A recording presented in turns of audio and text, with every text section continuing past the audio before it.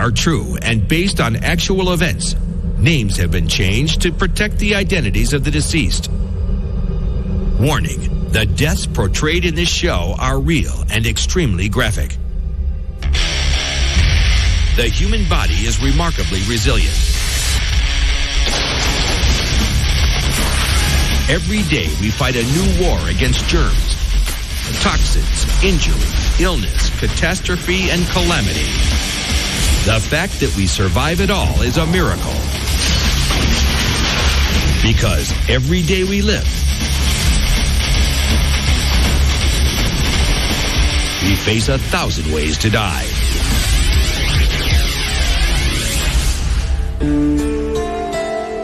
Billy DeMayo is a few short breaths away from freezing to death. Many of us think not a bad way to go. It's like falling asleep.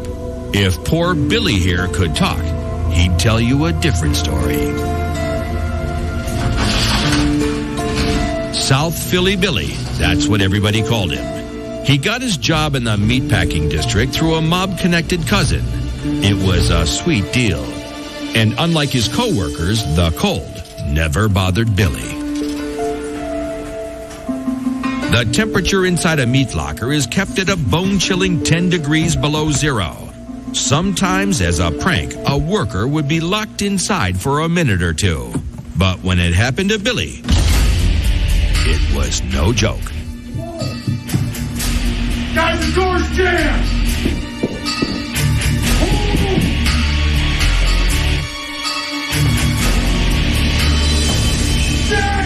Billy's body temperature starts out at a normal 98.6 degrees.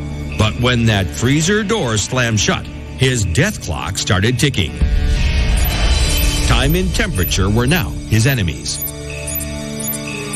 After 10 minutes, the palms on Billy's hands are down to 60 degrees.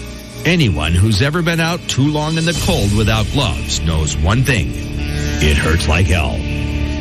Capillaries in the surface of the hands constrict, causing blood to retreat deeper into the torso to keep vital organs functioning. This response to severe cold is one of our built-in defense mechanisms. The human body will sacrifice its own toes, fingers, hands, and feet to frostbite in order to ensure survival. 17 minutes in the freezer and Billy's core temperature has dropped to 97 degrees. This triggers a major reaction. Deep inside his brain, the hypothalamus has detected the temperature drop and orders the constriction of the entire web of surface capillaries. His body-warming blood is now in full retreat. Hypothermia, which means a lack of heat, begins to set in when the body's core temperature dips below 95 degrees. It continues to fall about 1 degree every half hour.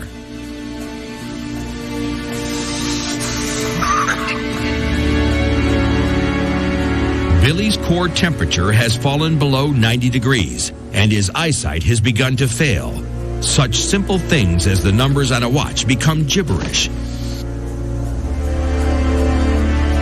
The victim has crossed the border into a medical condition called profound hypothermia. Billy's blood thickens and slows, reducing his ability to burn oxygen. His nerve tissue is getting too cold to transmit electrical impulses, causing his heart to beat erratically. Right before Billy's heart stops forever, a pang of consciousness breaks through the ice. Maybe it wasn't such a good idea to smuggle sides of beef out the back door. And a really bad idea to have gotten the boss's 17-year-old granddaughter pregnant.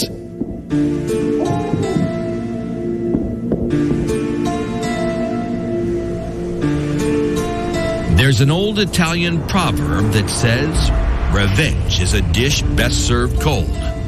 Rest in peace, South Philly Billy.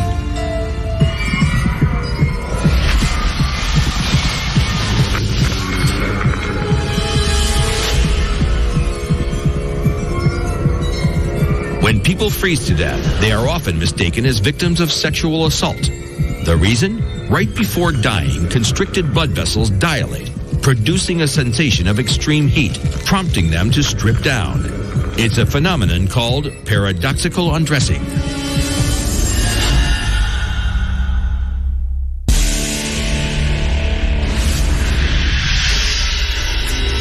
The passengers in this twin-engine Cessna are about to die.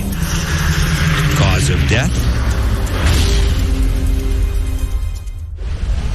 Not what you think. If we back up to the beginning of the story, it's certainly not how these three friends thought their day or lives would end. Richard Paxson and his two pals had been exploring the reefs by Cabo San Lucas for the last 3 days. They decided to squeeze in one last dive before heading home.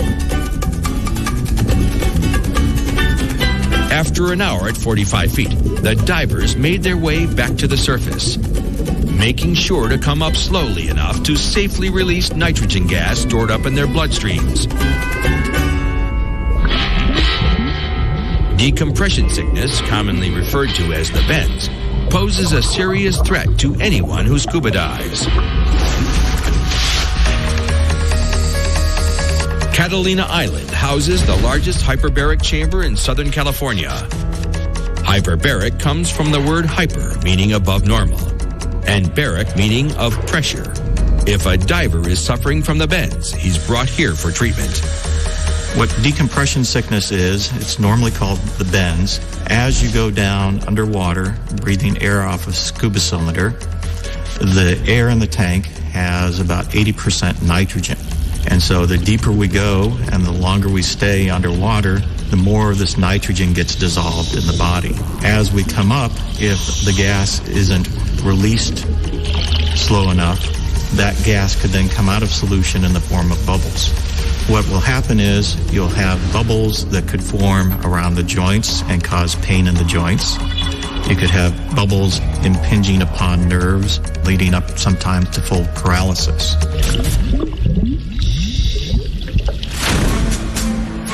Richard was eager to get back into his new toy, a present he gave himself for getting his certification to fly a twin-engine aircraft. In his excitement, he forgot one of the cardinal rules of diving. Never dive and fly the same day. As soon as the unpressurized plane climbed out and reached its cruising altitude of 12,000 feet, Richard and his friends began to feel the first symptoms of DCS.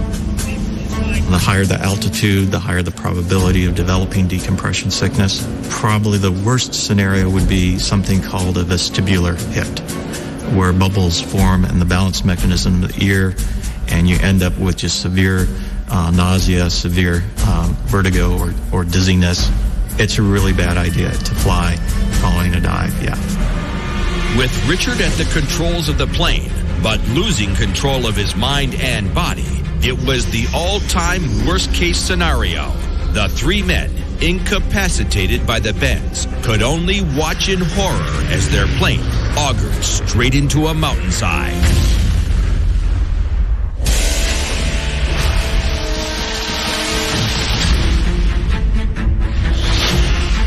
(1870), New York City.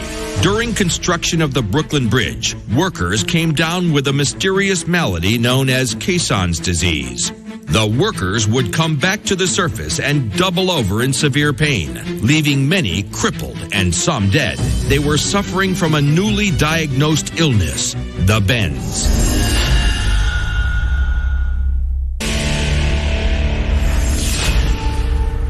The island country of Haiti knows a thing or two about death. With a history rich in occult ritual and voodoo practices, death is deeply embedded in Haitian culture. They've even turned it into a commodity. One of Haiti's biggest exports are human cadavers for research purposes. But it's on the voodoo scene where Haiti truly garners major death kudos. This land belongs to me. These two brothers have squared off over a land dispute. After accusations, insults, and a shove, the man on the ground, James, is thinking about revenge. He seeks out a voodoo witch doctor and arranges a nasty surprise for a brother turned enemy.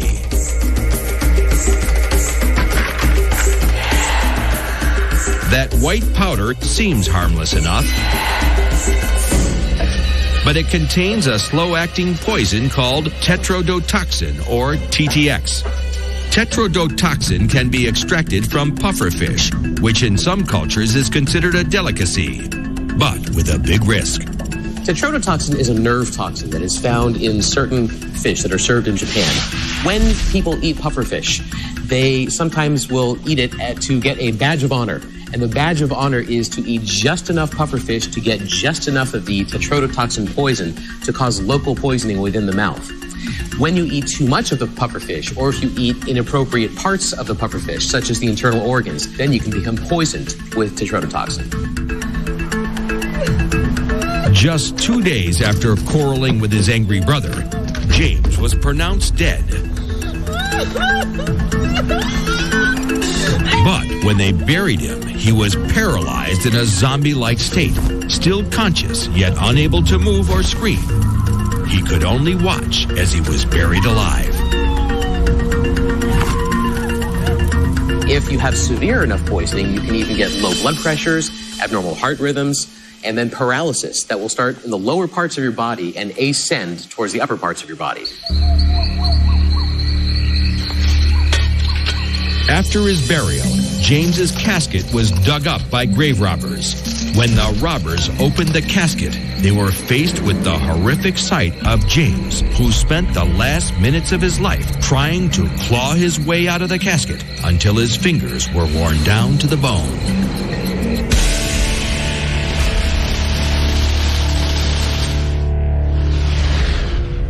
The man flapping his arms like a bird is Dolph Schmidt, a German librarian with a serious fetish for fish. Pure fish. Dolph longed to be as close to fish as possible, to swim like them, and to swim with them. To fulfill his dream, this amateur ichthyologist went so far as to create his own fish suit. He took an old waterbed, cut it up, and glued it into something he called the merman. Dolph couldn't wait to take it on its maiden voyage. At a nearby lake, he climbed into his fish suit and headed down to the water. But it was slow going, and he quickly started to overheat. We produce heat internally, and we dissipate that heat to the environment. All cells are metabolically active, and as energy is produced, heat is dissipated. The human body possesses millions of sweat glands located just beneath the skin. When body temperature rises, sweat begins to form in these glands and is secreted to the surface. As the sweat evaporates, heat is dissipated and cools off the body. The example of that man who put that waterbed material on him, those water molecules could not penetrate. He put a microclimate next to his skin. He had a double whammy. He basically couldn't lose heat by sweating, and he couldn't lose heat by radiation. So there was no way that he was going to dissipate heat. If the temperature outside was cool, that could have saved him. Unfortunately for Dolph, it was a scorcher, 97 degrees. Not long after starting for the water, he began feeling the first symptoms of hyperthermia. Initially, it could be heat cramps, where you're going to start to see some pain. Then it goes to heat prostration. You're not going to have attention. You're going to be a little bit delirious, loss of balance. And then it goes to heat stroke. If you get into heat stroke, that's a critical area, because if you don't get cooled down rapidly, you'll never survive. To reach a point of heat stroke would normally take about 3 hours. It was so hot and Dolph exerted so much energy, he got there in less than 15 minutes. With the lake's edge tantalizingly close, Dolph's core temperature redlined at 108 degrees. Right before he died, Dolph finally got his wish. He knew exactly what it felt like to be a fish out of water.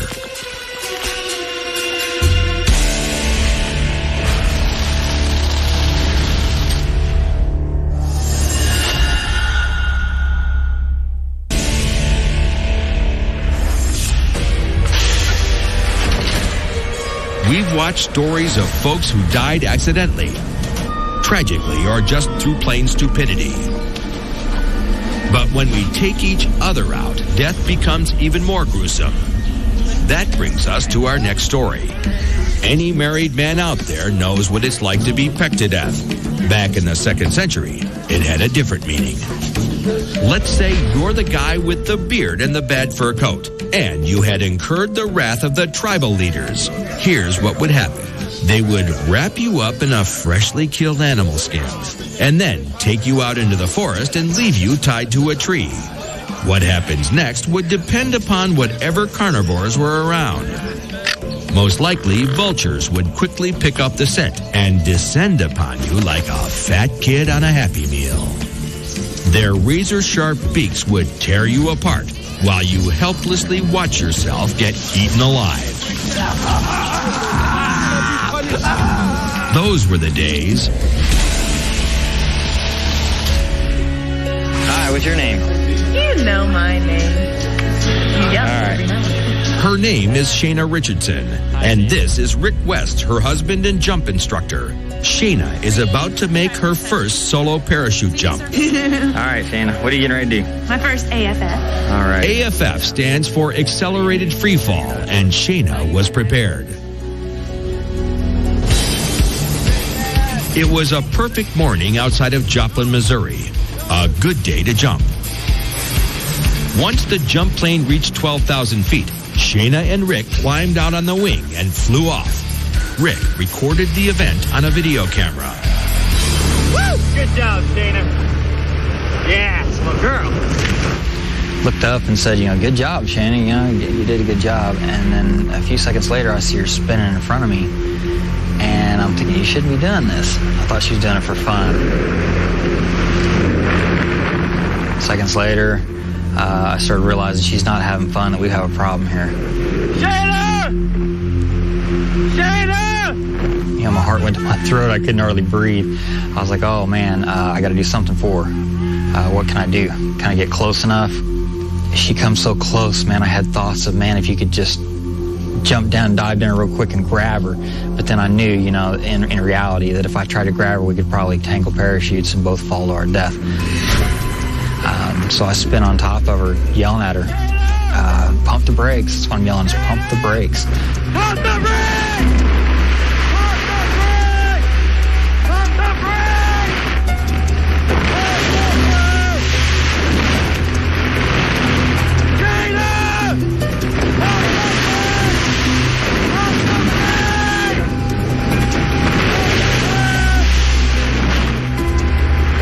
She's yelling back at me. I'm yelling, pump the brakes. She goes, I am, it's not working. You can't hear that in the video, but it's actually happening.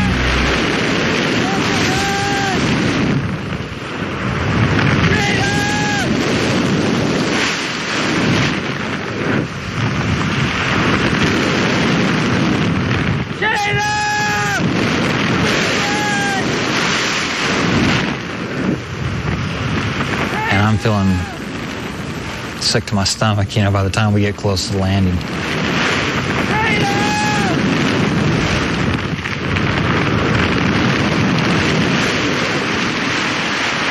God damn it! There was my girlfriend, someone that I loved and cared about, that had hit the pavement, and she hit pretty hard and made a big pop, and then it was silence after that, and I just thought that most likely she was dead. Shayna! Shayna! So I shut the video off and ran up to her. Her partially open chute had broken some of her fall, but Shayna still came in hot and hit the pavement at 55 miles per hour, face first. And she spit a bunch of her teeth out, and there's blood coming out of her eyes, her ears, her nose. It was pretty rough. And she's like, am I alive? This is one time where someone who should have died did not. Against all odds, Shayna Richardson survived her terrible fall. With 1,000 ways to die, she had found one way to live.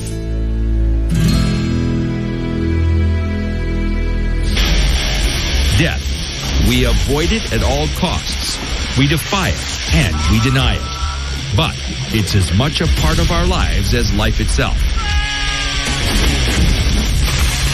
Whether we're whistling in the graveyard or planning our own funeral, every beginning has an end, just like this show.